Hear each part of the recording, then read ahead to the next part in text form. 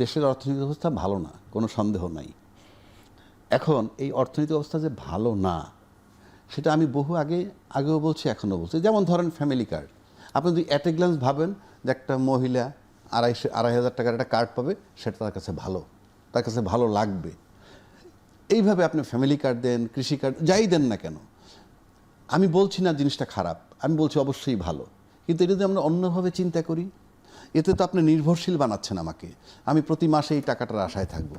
অথচ আপনি যদি একটা জিনিস ভাবেন যে একজনের কাছে, একজনের 2,500 টাকা যদি 100 লোক লাগে, 100 লোককে কিন্তু আমি 2.5 লক্ষ টাকা দিব। কথার কথা, তর্কের খাতির দিব 2.5 লক্ষ টাকা। সরকার যদি চিন্তা করে যে এইরকম ডিপেন্ডেন্ট না রাখে কোন ফ্যামিলি, একটা ছেলে বা মেয়েকে আমি ট্রেন আপ কইরা বহির্বিশ্বের সাথে যোগাযোগ কইরা ম্যান পাওয়ার হিসেবে পাঠাই দিলাম, 2.5 লক্ষ টাকা খরচ কইরা আমি 100 লোকের কার্ড দিলাম না, ফ্যামিলিটা স্বনির্ভর হইল, আবার ওই টাকাটা তুমি আয় করে ফেরত দাও।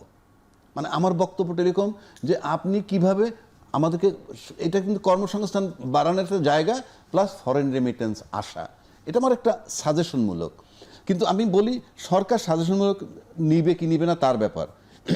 এখন এই যে মুদ্রাস্ফীতির কথা, আমার তো ফরেন রেমিটেন্স দরকার, আমার অর্থনৈতিক কাঠামো দরকার, সেই হিসাবে সরকারের কাছ থেকে আমরা কোনো পলিসি এখন পর্যন্ত পাই নাই।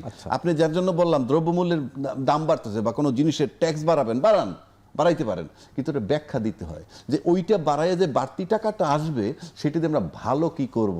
এই ভালো কি করব জানলে তখন মানুষ খুশি হয়। কিন্তু ভালো কি করব যদি আপনি ফ্যামিলি কার্ড দেন, ওটা খুশি হবে না।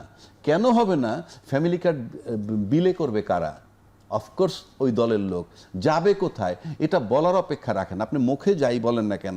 এখন একটা ছোট্ট বিষয় আমি বলি যে এই সরকার অনেকগুলা অধ্যাদেশ বাতিল করছেন, তার ভিতরে কিন্তু বিচার বিভাগের সেপারেশন যেটা সচিবালয় হয়েছিল, সেই অধ্যাদেশটাকেও বাতিল করছেন। ডিমেরিটসটা কেন বলতেছি, এটা তারা কেন করছেন, তাদের পলিসি। দেশের আইন শৃঙ্খলা পরিস্থিতি কোথায় গেছে সেই কথাটা আমি আপনাকে বলি। আপনি জানেন, আমি জানি, রতন ভাইও জানেন, অজ্ঞাতনামা আসামি দিয়া মামলা হয়েছে। এই বিএনপির, এই আওয়ামী লীগের সময় বিএনপির বিরুদ্ধে করছে, বিএনপির সময় আবার আওয়ামী লীগ চলে যাওয়ার পর বিএনপি করুক আর যাই করুক মামলা করছে। এফআইআর ভিতরে বড় বড় নেতা মন্ত্রীর নাম লেখার পরে, 150-200 নাম লেখার পরে অজ্ঞাতনামা 2000। ডিমেরিটসটা কোথায় সেটা বলছি। কোর্ট থেকে একটা মামলায় একটা লোক জামিন নিয়ে আসলো, সেই বেইল বন্ড চলে গেল জেলখানায়। জেলখানায় চলে যাওয়ার পর জেলখানার থেকে নাকি এসপি সাহেবকে ফোন করে, এসপি সাহেব থানার ওসি সাহেবকে ফোন করে। আচ্ছা, তারপরে কি হয়? দর কষাকষি। কি? অজ্ঞাতনামা মামলায় ঢুকাই দিব তোমাকে। এখন অজ্ঞাতনামা মানে কি? এফআইআর 200 লোকের নাম আছে, আরো অজ্ঞাতনামা 500, এভাবে লেখা থাকে, দেখছেন নিশ্চয়ই রতন ভাই। অজ্ঞাতনামা 500 থাকে, আপনি অজ্ঞাতনামায় ঢুকেন। একটা করা উচিত যে জামিন হওয়ার পর অন্য কোনো অজ্ঞাতনামা মামলায় যদি এফআইআর নাম থাকে, তাকে যাতে আটকাইতে পারে। কিন্তু এফআইআর যদি নাম না থাকে অজ্ঞাতনামা টার্মে, তাহলে কিন্তু দেশের 18 কোটি লোকে আসামি। কেন আসামি? যে অজ্ঞাতনামা হিসাবে আমি তাকে জেলে নিতে পারবো, অজ্ঞাতনামা হিসাবে আপনাকে জেলে নিতে পারবো। এই টার্মটা থাকতে পারবে না।